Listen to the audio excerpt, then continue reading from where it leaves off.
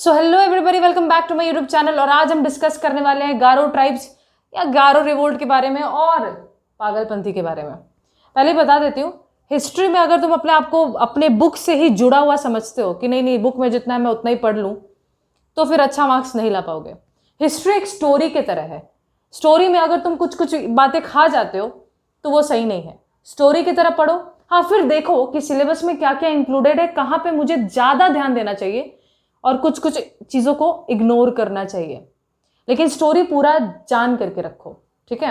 हालांकि तुम्हारे बुक में ये हिस्सा है पागलपंथी नाम से, लेकिन अगर एग्जाम में गारो रिवोल्ट भी आ गया तो ज़्यादा घबराने की बात नहीं है, बात सेम ही चीज़ चल रही है। कब से कब हुआ था? 1825 से 1827 तक। देखो, अभी तक तो मैंने इंडिया का ज़्यादा पार्ट्स डाला नहीं है, लेकिन कुछ बात बताती हूँ। देखो, इंडिया का डायग्राम बनाना लगता है मुझे कुछ ज़्यादा ही अच्छा लगने लगा है।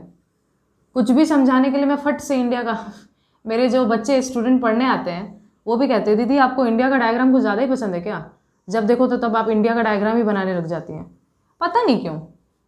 हमारा भारत है तो बनाना तो पड़ेगा, चाहे जैसा भी हो। इग्नोर करना, तुमको भी सिखा दूंगी, सीख ही रहे होगे तुम। हर एक पेज में डायग्राम बनाना पड़ता है, तभी जाके दिमाग में घुस पाता है। This is the correct way, correct approach to study, right. So देखो, ये जो हिस्सा है ना बेटा, इसको मैं और थोड़ा बेटर बना देती हूँ। देखो, ये जो हिस्सा तुम जानते हो, इसी को आज तुम बांग्लादेश कहते हो, आया ना? या दीदी, बांग्लादेश कहते हैं। इस वाले हिस्से को पता है क्या कहते हो? मेघालय। अभी तुम ज्योग्राफी में पढ़ोगे, घबराने की बात नहीं है। हिस्ट्री पढ़ा रही हूँ, ज्योग्राफी नहीं पढ़ा रही, लेकिन थोड़ा सा लोकेशन याद दिला देती हूँ। और ये वाला हिस्सा जो है ये आसाम है, ठीक है, आसाम। एक्चुअल में मेघालय में यहाँ पे गारो हिल है, एक हिल का नाम है, एक पहाड़ी है जिसका नाम है गारो। जो गारो हिल्स के इर्द गिर्द हमारे आदिवासी रहते थे उनको हम प्यार से गारो ट्राइब बुलाते थे। क्या दीदी सिर्फ यहीं पे रहते होंगे? नहीं, बांग्लादेश, असम, इन सब इलाकों में ये ट्राइब्स पाए जाते थे। तो दीदी शुरुआत कहाँ से समझने का करे पूरे स्टोरी का? पूरे स्टोरी का समझने का शुरुआत यहाँ से करो कि मेघालय एक जगह है इंडिया में यहाँ पे, और यहाँ एक छोटा सा हिल है दैट इज नोन एज गारो हिल। इस गारो हिल के आसपास रहने वाले आदिवासी को हम प्यार से गारो ट्राइब कहते हैं। ठीक है दीदी, समझ गए हम। हर एक ट्राइब का आपने नाम ही रख दिया था। हमारे हिस्ट्री बुक में लिखा था भील, चुआर, आपका फिर संताल, मुंडा, ऐसे नाम था। गारो ट्राइब के बारे में क्या खास है? गारो ट्राइब कैसे अपना जीवन काटते थे? भीख मांगते थे, गाना गाते थे और भीख मांगते थे। जो गाना वो गाते थे उस गाने का नाम है बॉल सॉन्ग। उस गाने का नाम है बॉल सॉन्ग, ठीक है। बॉल सॉन्ग से रिलेटेड एक इंपॉर्टेंट जो है शॉर्ट आंसर भी है, जिसको मैं हो सके तो इस चैप्टर जब ये खत्म हो जाएगा उसके बाद इंपॉर्टेंट टॉपिक्स के नाम से डाल दूंगी इसी प्लेलिस्ट के अंदर। तो दीदी क्या करते थे? ये बेगिंग करते थे और एक टाइप का गाना गाते थे। उस गाने को बोलते बॉल सॉन्ग। जैसे रविंद्र संगीत एक होता है, सारे बंगालीज जानते हैं इस चीज को, उसी तरीके से एक होता है बॉल सॉन्ग। ये बॉल सॉन्ग गा गा कर, भीख भीख मांग कर अपना जीवन काटते थे। कुछ कुछ खेती बाड़ी भी करते थे, एग्रीकल्चर भी करते थे। ठीक है दीदी। अब देखो, कुछ बच्चे ऐसे भी हो सकते हैं प्यारे मेरे, जिनको ना लगता हो कि दीदी बहुत ज़्यादा पकाती है या एक ही बात को 10 बार बोलती है। लेकिन जब तुम हेडफोन लगा के 10 बार मेरी बात को सुनते हो ना, उसके बाद जब वो दिमाग में ही छप जाता है, there is no other way कि तुम्हारे यहाँ पे मार्क्स लूज हो। क्या मैंने कहा? मैंने बोला कि मेघालय में एक जगह है गारो हिल्स। इस गारो हिल्स के इर्द गिर्द इलाके, आसाम, बांग्लादेश में रहने वाले हमारे जो ट्राइबल पीपल थे उनको हम गारो ट्राइब भी कहते थे। ये अपना जिंदगी कैसे काटते थे? भीख मांगते थे। क्या गा गा कर भीख मांगते थे? बॉल सॉन्ग, एक गाना का टाइप है, उसको गा के भीख मांगते थे और खेती बाड़ी भी करते थे। लेकिन ये गारो रिवोल्ट क्या आसाम और बांग्लादेश के पूरे इलाके में रहने वाले गारो ट्राइब्स ने किया? नहीं। एक्चुअल में बांग्लादेश में एक जगह है बेटा, मेरे को एग्जैक्टली नहीं पता वो कहाँ है, लेकिन विजुअलाइज करने के लिए कहीं पे भी मार्क करती हूँ। मान लो यहाँ बांग्लादेश में एक जगह है जिसको हम कहते हैं शेरपुर। शेरपुर में रहने वाले गारो ट्राइब जो है वो अपना आवाज खड़ा करते हैं। वो एक रिवोल्ट शुरू करते हैं। किसके लीडरशिप के अंदर? लीडर का नाम है करम शाह या करीम शाह। करम शाह या करीम शाह के लीडरशिप के अंदर जो शेरपुर बांग्लादेश में है अभी, उस इलाके के गारो ट्राइब्स अपना आवाज खड़ा करते हैं। दिमाग में सवाल आएगा कि दीदी क्यों, क्या हुआ उनके साथ जो उनको आवाज खड़ा करना पड़ रहा है।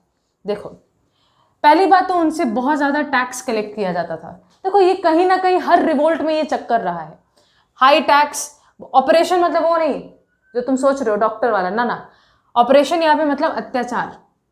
कौन करता था? जमींदार करते थे, मनी लेंडर्स करते थे, ब्रिटिश के और भी एजेंट्स जितने भी हो सकते वो अत्याचार करते थे।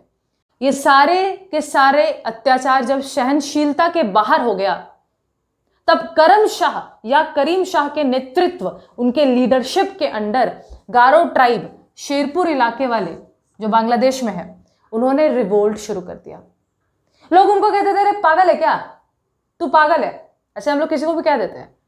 तो वो गारो ट्राइब्स कहते थे, यस यस, हम पागल है, हम पागलपंथी कर रहे हैं।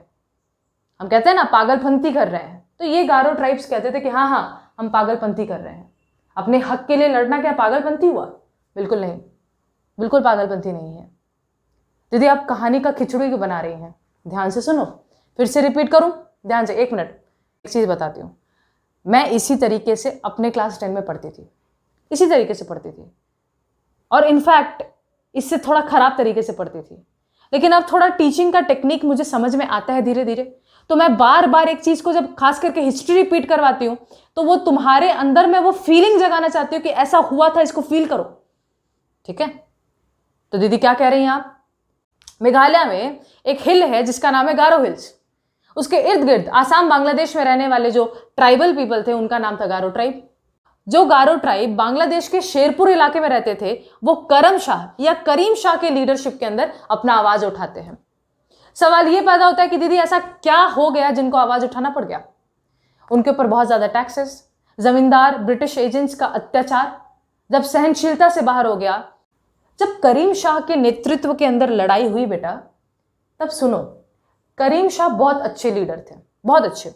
वो लोगों को एक बात कहते थे कि सारा धर्म एक है, सारे धर्म एक है, सिर्फ एक ही भगवान है, ऐसे अलग अलग भगवान नहीं, एक ही भगवान है।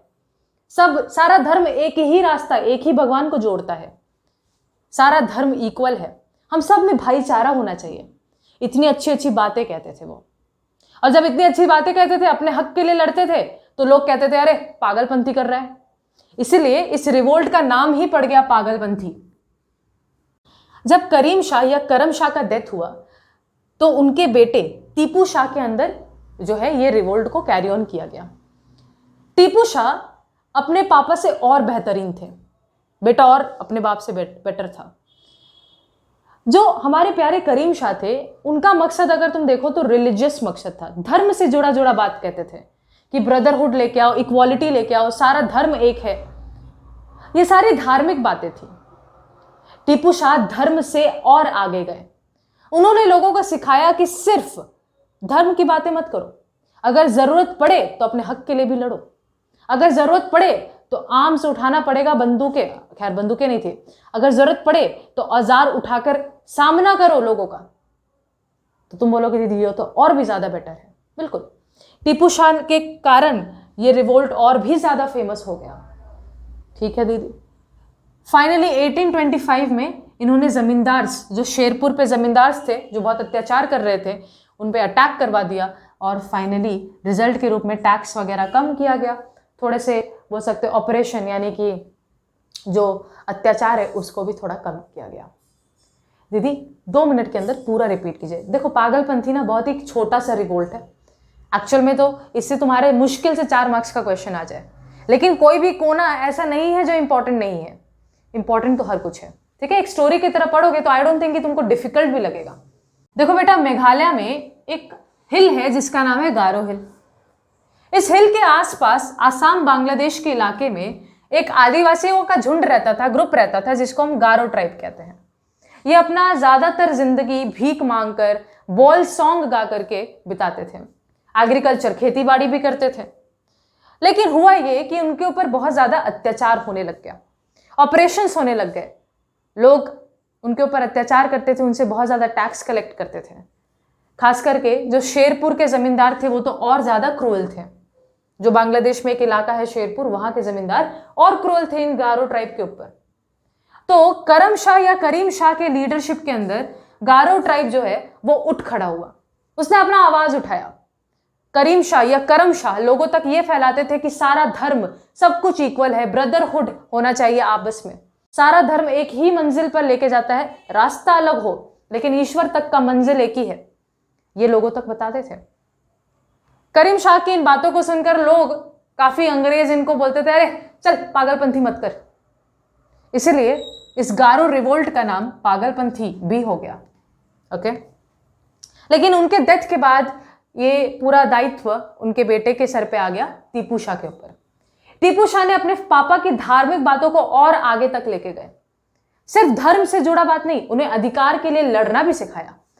उन्होंने कहा कि अगर जरूरत पड़े तो हमें हथियार अपनाना पड़ेगा, हमें अटैक भी करना पड़ेगा, अपने राइट्स के लिए लड़ना जरूरी है।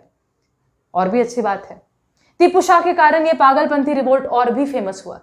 1825 में जमींदार्स पे अटैक करवा दिया जो शेरपुर के जमींदार्स थे, और रिजल्ट ये निकल के आया कि थोड़ा सा टैक्स वगैरह कम कर दिया गया। ये था पागलपंथी रिवोल्ट बेटा।